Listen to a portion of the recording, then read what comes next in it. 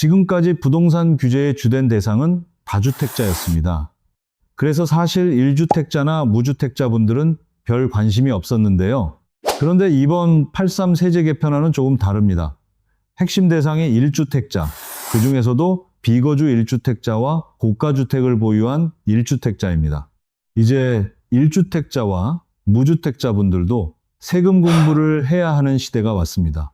지금까지 1주택자에 대한 규제를 하지 않았던 이유는 1주택자에 대한 규제는 주택시장 안정 효과가 거의 없어 보이기 때문인데요. 왜냐하면 1주택자는 압박을 받는다고 해서 무주택자가 되는 선택을 하기는 쉽지 않을 것이기 때문입니다.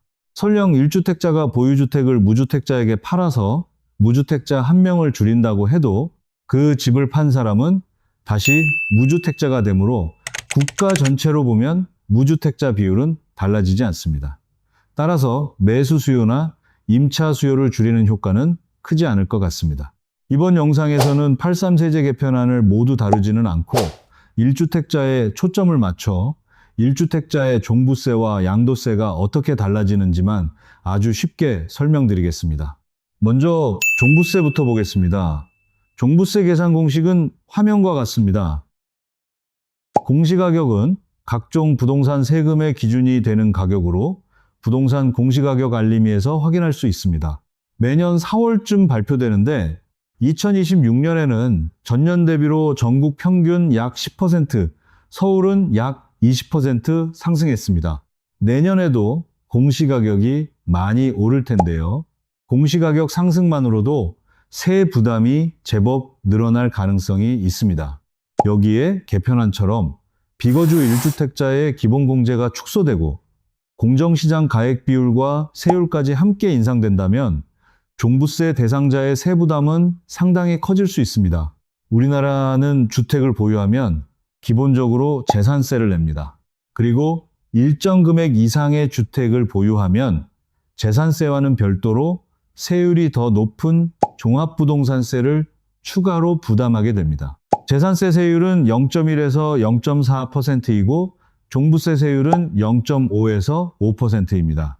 개인적으로는 종부세를 별도로 둘 것이 아니라 재산세 세율 구간을 확대해 하나의 보유세 체계로 운영하는 것이 더 단순하지 않을까 하는 생각도 듭니다.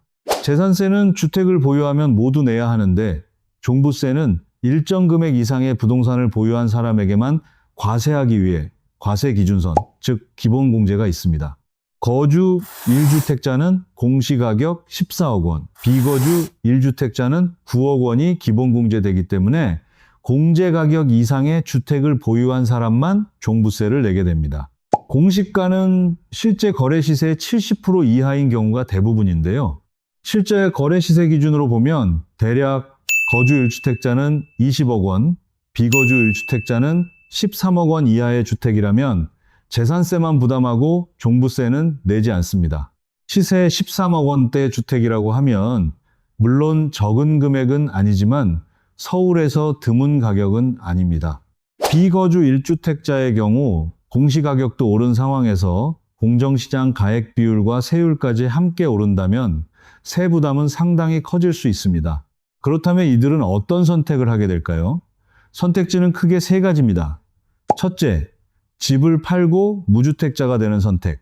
둘째, 직접 거주하기 위해 기존 임차인을 내보내는 선택. 셋째, 비거주 상태를 유지하면서 보유세 부담을 임차료 인상으로 전가하려는 선택입니다. 무주택자가 되는 첫 번째 선택은 쉽지 않을 것 같습니다. 집을 사고 팔기가 점점 어려워지는 상황에서 한번 무주택자가 되면 다시 주택을 사기는 쉽지 않기 때문입니다. 특히 규제 지역이라면 더욱 힘들 것입니다. 두 번째와 세 번째 선택은 모두 임대차 시장을 불안하게 만들 가능성이 있습니다. 실거주를 위해 임차인이 퇴거해야 할 수도 있고 보유세 부담이 임차료 인상으로 이어질 수도 있기 때문입니다. 영상이 길어져 양도세는 2편에서 설명드리겠습니다. 양도세 영상도 꼭 시청 바랍니다.